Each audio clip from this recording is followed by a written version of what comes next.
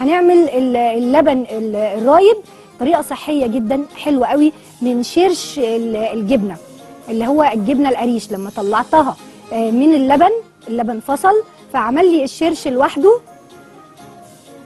والجبنه لوحدها، فخدت الشرش وهستغله ان انا اعمل بيه لبن رايب صحي جدا جدا. بمعنى صح، هنا انا بستغل البكتيريا النافعه اللي اتولدت عندي عن طريق فصل اللبن عن القريش بتاعه. نقول المقادير: كوبايه شرش اللبن اهو، نص لتر لبن عادي، عايزه تحطيه لبن علب ماشي، لبن بلدي ماشي براحتك، معلقتين كبار زبادي ومعلقه كبيره سكر. هو ده بس، هي دي مقادير اللبن الرايب. طيب فلنفرض ان انا ما عنديش قريش اللبن ده وما عملتش الجبنه دي في البيت، اعمل اللبن الرايب ازاي؟ اعمليه بالمقادير دي كلها بس بالخطوات والتكنيك المهم جدا اللي هنقول عليه. لان انا دلوقتي هعمله بامان عشان انا مستخدمه فيه الشرش اللي فيه البكتيريا النافعه. طيب انا هستبعد الشرش، مش موجود عندي، يبقى انا كده في اللبن الرايب عايزه اولد بكتيريا نافعه علشان تحافظ على الجهاز الهضمي عندي. اولدها ازاي؟ ادي اللبن العادي سواء لبن علب او لبن بلدي، هيتحط عليه الزبادي وهيتحط عليه السكر، يتضربوا في الخلاط كويس قوي مع بعضهم اهو من غير شرش، ويبات يتغطى ويبات في التلاجة لتاني يوم. بس تاني يوم هيكون خلاص البكتيريا النافعه بقت موجوده وتحول للبن رايب صحي جميل، استعمله بقى بمنتهى الامان. يبقى انا كده دلوقتي قلت لكم الطريقتين، سواء عندي الشرش او ما عنديش، الطريقتين موجودين معايا. بس نبعد الطبق الجبار ده من قدامي، عشان ايه؟ طول ما انا قدامي مش هشيل ايدي من عليه. الف هنا وشفا. يا بيرو، يا عبير. الو. ايوه يا عبير، ازيك؟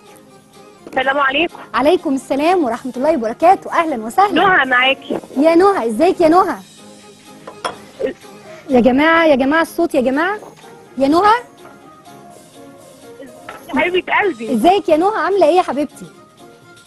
ازيك انت يا حبيبه قلبي؟ الحمد لله يا حبيبتي، ربنا يكرمك يا رب. ربنا يبارك لك على اللي انت بتعمليه علينا، والله دوت. تعيش يا حبيبتي بجد، والله على دماغي من فوق، انتوا حبايبي. انا عندي معلومه كده عايزه اقولها لك يا شيف، بالنسبه للبن اللي بيطلع الخض من الزبده دوت. احنا اساسا شراء وفلاحين، وعندي معلومه يمكن تفيدك. قولي يا حبيبتي، طبعا تفيدني وتفيد كل حبايبنا. الخض ده احنا بناخده بعد كده هوت، وبنفضل نغلي فيه فتره طويله جدا، بتطلع لي المرته بتاعت الخض.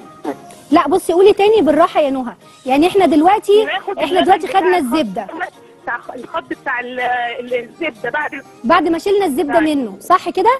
بعد ما خدنا الزبده ماشي. اللبن الخض اللي طلع اللي هو اللي بتقول عليه الشرش. ايوه، ما انا بس عايزه توضيح. الشرش، ايوه يا حبيبتي. ماله بقى؟ اللي بتاخديه بعد اللي بيطلع لك بعد ما بتطلعي الزبده. تمام. بتعملي بيه ايه بقى؟ حلوه دي. احنا بناخده بعد كده وبنفضل نغلي على النار فتره طويله جدا. تمام. يعني ممكن يقعد فتره ساعتين كده على النار. يا خبر ابيض. وبعد كده هو بنحط له ملح وشطه، بتلاقيه طلع معاكي شبه المرته، بتبقى مرته للمش.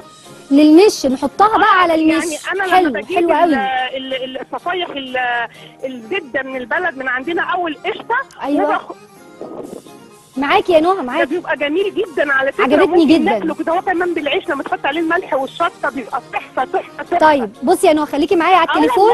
طيب ما انا بقول لك خليكي معايا على التليفون، وانا هعيد طريقتك تاني عشان لو انا قلت حاجه غلط صلحيها لي، ماشي؟ بصي يا نهى، قفلت. بصي يا نهى، دلوقتي نهى بتقول ايه؟ اللبن بعد ما شلنا منه الزبده بقى عندي لبن الخض او الشرش اللي احنا بنقول عليه الشرش. بعد ما شلت الزبده، نهى بتعمل ايه؟ بتاخد اللبن ده تحطه على النار لمده ساعتين، وتسيبه ياخد ويدي، طبعا نار هاديه، ياخد ويدي مع بعضه لغايه ما بيعمل لي مرته. المرته دي هي دي اللي بتاخدها تحطها في المش، او تبقى الاساس بتاع المش. برافو عليكي يا نهى، بجد جميل يا حبيبتي. طيب نعمل ايه بقى دلوقتي؟ على فكره احنا عندنا سؤال النهارده، وجمعت لكم الاسئله لحبايبنا اللي جاوبوا سؤال امبارح اللي كان لون سن الفيل اللي هو ايه، والاسامي اهي مع فاطمه هتمليها لي دلوقتي. سؤال النهارده بقى، ايه هو الادام؟ ويعني ايه الادام؟ وهل هو حاجه في الاكل ولا بره الاكل؟ هستنى. والنبي هو بيقول لي وجوجل مش هتعرفها. طبعا جوجل ايش دخله عندنا في بيت العيله، يعني مش هيعرف المصطلحات دي ابدا. يعني ايه هو الادام؟ جاوبوا على صفحه القناه وعلى الصفحه بتاعتنا بتاعت البرنامج اسمها الشيف هالة فهمي. بجمع الاسامي من صفحه القناه ومن صفحتنا ونقولها. تعالوا بقى دلوقتي نضرب اللبن الرايب. حطينا شرش، حطينا لبن عادي، حطينا معلقه زبادي، وحطينا كمان معلقه سكر. يلا بينا. طبعا يلا على طول، انا خلصت على فكره.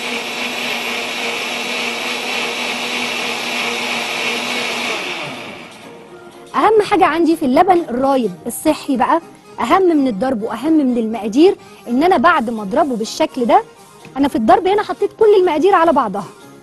بعد ما يتضرب مش هيتصب، ده هيتغطى، لازم يتكتم خالص عشان يكتم لي البكتيريا جوه، ويبات في التلاجة لتاني يوم. هو دلوقتي بصوا قوامه نص نص، يعني لسه شويه. مجرد ما يبات في التلاجة لتاني يوم هيدي قوام اللبن الرايب اللي احنا متعودين عليه، بس ده صحي اكتر. ده كفايه فيه شويه الشرش اللي احنا حاطينه، وكفايه الزبادي اللي اتضرب معاه وهيتخمر فيه لتاني يوم. تخمير الزبادي في اللبن هي دي البكتيريا النافعه المفيده جدا للجهاز الهضمي والقولون. هيبقى عامل ازاي؟ اهو ده كده بات في التلاجة لتاني يوم، اتخمر بمعنى صح. بصوا قوامه، الله اكبر عليه. اهو كوبايه عسل كنز يا جماعه، كنز ما شاء الله عليها. والله لا كنز مش كنزي. ادي كده اللبن الرايب. طيب عملنا ايه بسرعه عشان الفاصل اللي جاي بقى هنقعد نفضفض مع بعض ونتكلم مع بعض. عملنا الزبده، حولنا اللبن لزبده. عملنا اللبن الرايب الصحي من شرش اللبن. عملنا الجبنه القريش الغنيه اللي طعمها قوي جدا، وخدنا منها كمان عملنا الجبنه الكريمي ما شاء الله عليها عسل.